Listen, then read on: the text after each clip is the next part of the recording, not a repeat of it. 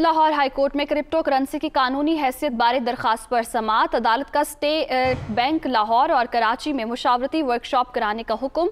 अदालत का SCCP को तमाम स्टेक होल्डर्स के साथ भी मीटिंग करने का हुक्म। अदालत ने तमाम स्टेक होल्डर्स से 19 जनवरी को रिपोर्ट तलब कर ली है। आपको बता रहे हैं, Lahore high court crypto currency की कानूनी हैसियत बारे दरखास्त पर समाअत हुई। अदालत का स्टेट बैंक लाहौर और कराची में मुशावरती वर्कशॉप कराने का हुक्म।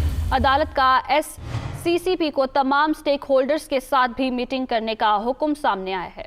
लाहौर हाईकोर्ट में क्रिप्टो करेंसी की कानूनी हैसियत बारे दरखास्त पर समाअत। अदालत का स्टेट बैंक लाहौर और कराची में मुशावरती वर्कशॉप कराने का हुक्म।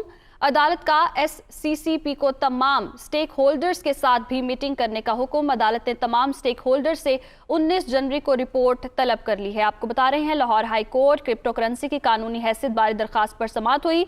अदालत का स्टेट बैंक लाहौर और कराची में मुशावरती वर्कशॉप कराने का हुक्म। अदालत का SCCP को तमाम स्टेक होल्डर्स के साथ भी मीटिंग करने का हुक्म सामने आया है।